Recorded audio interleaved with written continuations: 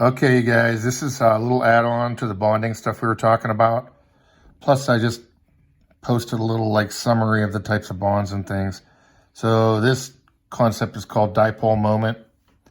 And basically, it's a formula, but for what you guys need to know, it's a measure of basically the electrical polarity between the atoms. And to do this, you just need this sheet. Occurs between atoms in ionic bonds and polar covalent bonds. You do not get a dipole moment on nonpolar covalent bonds. So the larger the electronegativity difference, the more dipole moment occurs. To do this, you need the sheet, and we need to know electronegativities. So first thing you need to know is find the difference. So on my first example here, doesn't matter how many atoms you have.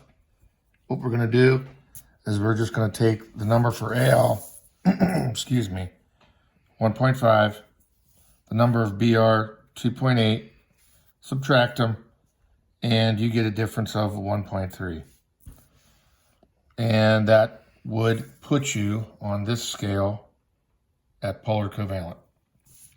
So if it's polar covalent or ionic, you do have a dipole. Now, when you have a dipole, what you're going to do for this part, because you don't know geometry yet, is you're just going to write AlBr, and you're going to figure out which one has the higher electronegativity, and that is Br. And you basically just point an arrow towards it. It actually acts like a vector that points towards the more electronegative one.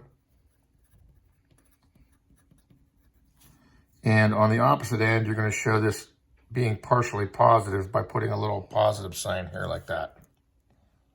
So basically what it's showing is Br is pulling the electrons off of Al towards it. And that's all dipoles really show, is the pull and the direction. Sometimes the direction may be left, sometimes it may be right. And when we do geometry, it gets a lot more intense. Okay, so that's all you do. On example 2, we're going to do C and S. C is a 2.5. S is a 2.5. For a difference of 0. And if you've done the work before, which I know a lot of you guys didn't, but a 0 difference puts you way down here, nonpolar. And if you're nonpolar, there is no dipole. So you don't have to do anything. Just make sure you tell me it's nonpolar and there's no dipole. All right, last one, then I'll flip over and take a picture of what I want you guys to do. It's only 5 problems. AS, which we gotta look back up here. That is 2. CL is a 3. That's a difference of 1. Forgot to write difference.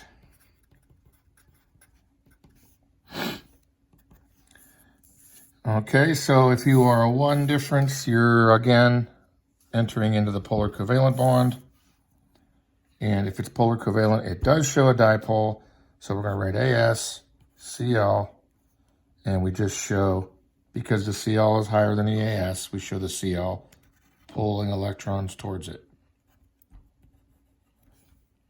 It is possible that your arrow could point left or right. So it all depends on which one has the higher number. Remember, this one's 3, this one's 2. So it's pulling towards the chlorine.